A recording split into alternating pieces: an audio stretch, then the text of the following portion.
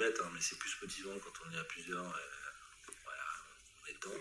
Chez soi, il faut trouver la motivation aussi. On a vite fait d'être dérangé par autre chose. Voilà, il y a les deux facettes. Il y en a qui aiment bien le télétravail, il y en a qui n'aiment pas. Moi, je fais personnellement qu'une seule journée de télétravail par semaine, je ne peux pas en faire plus. J'ai pas envie d'en faire plus. Il y en a d'autres, enfin, selon les personnes, ils peuvent en faire plus ou pas? Ouais, il y a certains qui en font deux journées par semaine. Okay. Mais c'est maximum 2? Ouais, okay. Chez nous. Ok. C'est par exemple mais ici, on a fixé le maximum. Est-ce que vous pourriez nous présenter le CHU et les missions principales du CHU? Eh ben, le CHU, c'est un centre hospitalier. Ouais. Je ne suis pas médecin, mais c'est un centre hospitalier. Qui dit centre hospitalier, en plus universitaire. Donc, on va déjà prendre la partie universitaire. La partie universitaire, c'est fait pour former. Déjà, c'est une chose importante au CHU. Il y a cette partie universitaire, donc formation. Partie universitaire dit aussi recherche, un petit peu en formation, justement, pour la formation, mais aussi, hors universitaire, il y a la recherche au CHU. Donc il y a cette partie-là. Et si on revient sur la partie, on va dire, mission principale d'un centre hospitalier, c'est de faire de la médecine, et ben c'est d'accueillir les patients du territoire, essentiellement, ou hors territoire, quand il n'y a pas une spécialité à leur disponibilité dans leur territoire, et d'essayer de les soigner. Que ça soit en urgence, que ça soit en soins classiques, que ça soit sur du soin suivi, du soin continu, du soin unique. Voilà. Après, je rentre un peu plus dans le médical. Et donc, quels sont les services ou départements informatiques au sein du CHU? Eh ben, il y a 2 départements, c'est ce que je vous disais tout à l'heure, service infra et service applicatif. Voilà. L'applicatif, il est, on va dire, scindé en plusieurs sous-domaines. Parce qu'en applicatif, il y a autant d'applicatifs administratifs. Administratif, c'est les payes du personnel, c'est la RH, des choses comme ça, c'est tout ce qui est logistique. Il y a toute la partie médicale, application médicale, donc ça aussi, il y a la partie aussi, on va dire, gestion. Voilà. Côté applicatif. Côté infrastructure, mais il y a les 3 domaines, il y a la partie poste de travail, la partie réseau, la partie système, et puis la partie sécurité qui est un peu sur tous les domaines. Donc, quels sont les défis spécifiques qu'il va y avoir par rapport au CHU dans... je vais reprendre, mais... les défis qui sont liés uniquement au CHU dans l'informatique.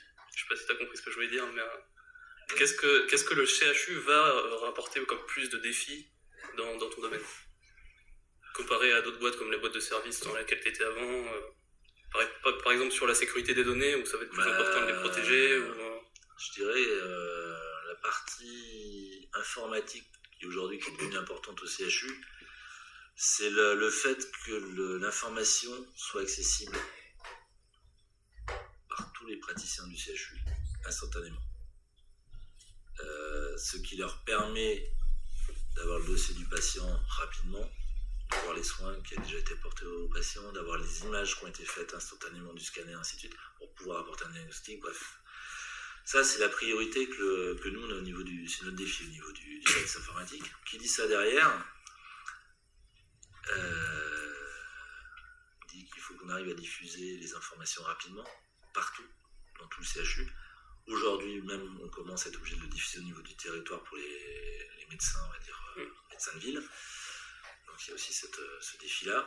Derrière ça, donc il faut que la donnée soit toujours accessible, qu'on n'ait pas de panne, 24 heures sur 24, 7 jours sur 7, et comme ça. Donc là, ça c'est le premier, c'est la suite du défi, et le dernier défi actuellement, c'est la sécurité. C'est de pas de se faire hacker, et pas se faire voler les données, et pas se faire bloquer l'exploitation de l'hôpital pendant plusieurs semaines, plusieurs mois. Comme savoir, il y a 3 ans, il y a Dax, entre autres, était un des premiers hôpitaux qui s'est fait attaquer. Ils ont mis 1 an et demi à remonter le système d'information. Pendant 1 an et demi, c'est compliqué. Et donc là, vous subissez régulièrement des attaques, Ah ouais. Ok. Et du coup, est-ce que vous utilisez des outils informatiques ou des technologies Alors, dans votre quotidien, quels sont les outils que vous utilisez? Par exemple, est-ce que vous utilisez l'IA pour vous aider? On commence à utiliser l'IA pour la partie, pas pour nous vraiment informatique, pour la recherche. Donc qui dit recherche, dit nous le service informatique, on est obligé de mettre en place le IA. Donc oui, on est en train de commencer à gratter de ce côté-là. Qu'est-ce qu'on utilise d'autre comme outil informatique en les grandes lignes, hein, Oui, pareil. on va dire ça. Je pense que vous avez entendu parler déjà de la virtualisation. Oui. Voilà. Le CHU de Poitiers, il faut quand même savoir qu'aujourd'hui on a 99% virtualisé. Il y a plus de 1200 serveurs virtualisés. C'est pas mal déjà. Le peu de physique que l'on a, on a quelques serveurs physiques, c'est essentiellement pour la recherche. C'est vraiment des besoins particuliers, des débuts d'IA justement, qu'on n'arrive pas encore à bien faire fonctionner sur la virtualisation, donc c'est pour ça que ça y est pas. Mais oui, 99% c'est virtualisé sous VMware, je ne sais pas si vous connaissez. Voilà, c'est un des leaders sur le marché au niveau de virtualisation. Donc ça c'est un des outils principaux qu'on utilise. Derrière, bien sûr, la virtualisation, ça a un avantage, c'est qu'on peut faire tourner des serveurs sous Linux, sous Windows, toutes les versions de Windows qu'on veut, toutes les versions de Linux, voilà, que ce soit du Red Hat, du CentOS, ainsi de suite. Donc ça c'est un gros avantage. Qu'est-ce qu'on utilise d'autre? Essentiellement les bases de données Oracle. On a beaucoup de données, donc on a beaucoup de bases de données Oracle. Un petit peu de SQL, mais les grosses bases, vraiment, vu le nombre de lignes qu'on traite, c'est du Oracle. Qu'est-ce qu'on utilise d'autre? Ce que vous avez là d'allumer, la supervision. Ça, c'est super important pour nous. Ça nous permet d'être pro-réactifs sur les pannes, de voir quelque chose qui commence à monter un peu dans le rouge, dans l'orange, avant que ça soit trop tard, il faut se poser la question. Donc que ça soit autant sur les liens, autant sur les baies de stockage, autant sur, sur la gravité sur les serveurs. Voilà, c'est la messagerie Exchange aussi qui est importante, la messagerie, parce qu'il y a beaucoup de données qui passent dans la messagerie et qu'il faut qu'elle soit instantanée. Donc voilà, à peu près en gros ce qu'on utilise. Après, tout ce qui est, je vais dire, si on parle plus côté système, si on parle un peu côté réseau, on est entièrement Cisco, nous aujourd'hui. On a fait le pas d'aller vers Cisco, c'est un peu plus cher.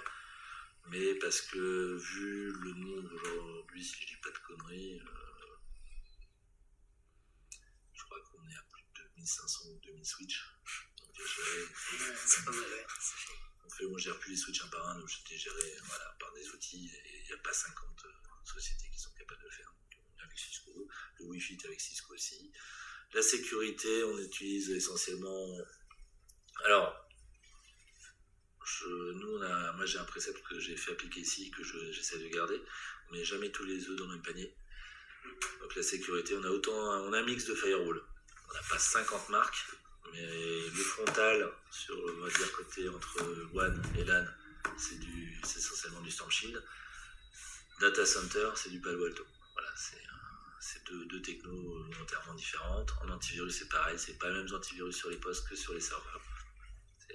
C'est jamais mettre tous les œufs dans le panier. Ça nous a sauvé la vie un peu d'une fois. Okay. Et personnellement, comment vous gérez les situations de stress? Parce que je suppose que vous êtes souvent... De temps en temps. Côté grosses pannes, ouais, on en a. Comment on les gère? Il ne faut pas se poser de questions, il faut y aller. C'est ce que dit mon directeur, c'est la différence par rapport à certains qui vont être en mode panique. Du bois. Comme dit mon directeur, je peux avoir une grosse peine quand c'est vous d'astreinte ou même quand vous êtes là, il n'y a pas de souci parce qu'il faut y aller, j'irai et je cherche pas. Voilà, il faut pas se poser de questions, il faut y aller. Il faut réfléchir par contre, il ne faut pas faire tout et n'importe quoi, mais il faut réussir à se poser, mais il faut y aller. Il n'y a pas le choix. Derrière, il y a une motivation. Hein. C'est comme c'est pas une entreprise qui est une chaîne d'industrie, si la chaîne elle s'arrête, c'est pas grave, elle peut attendre 1 heure ou 2 heures. Nous, c'est du médical, c'est la vie des patients derrière. Donc, voilà, quand on sait ça, on réfléchit plus, on y va. Et donc, quelles compétences et qualités sont nécessaires pour vous, pour ce poste? Et est-ce que vous pensez que la maîtrise de l'anglais est vraiment nécessaire pour ce travail? Alors, je vais commencer par la dernière de tes questions. La maîtrise de l'anglais est vraiment nécessaire, et vitale, je dirais. Je dirais pas d'être bilingue complètement à 100%, je suis pas bilingue à 100%. Mais la maîtrise, toutes les docs sont en anglais. Tous les logiciels sont en anglais. Il y a voilà, VMware, le premier est traduit en français. Hein. Moi, je suis devant la fenêtre en français de VMware, je comprends plus rien. Personnellement, parce que la traduction, ça veut rien dire. Voilà, il y a des termes qui sont pas bien traduits. On sait pas si on arrête le serveur ou si on redémarre ou des choses où, voilà, ou si on fait juste le relancer ou si on arrête. Voilà, en français, c'est pas très clair. Non, mais toutes les docs, il faut dire mondialement, sont en anglais. Donc à partir de là, il faut comprendre l'anglais. Comme je disais, pas spécialement une langue, mais être capable de comprendre l'anglais, c'est déjà important. L'anglais, c'est l'anglais technique, donc c'est un peu plus facile que l'anglais courant, faut pas se voir la face. Après, savoir le parler oralement, c'est un plus, parce que tous les supports sont en anglais. Donc voilà. Et après, beaucoup de supports, on arrive aussi certains qui sont pas bons en anglais, se débrouillent par écrit, puis ils y arrivent. Et oui, l'anglais est important. Et c'était quoi déjà le début de la question? C'était quelles sont les compétences et les qualités nécessaires pour votre poste? Par exemple, j'imagine déjà beaucoup de... pas de la patience, mais du contrôle de soi. Quand il y a des contrôle de situations soi, stress, et puis contrôle de soi. Je dirais aussi ne pas baisser les bras, c'est-à-dire être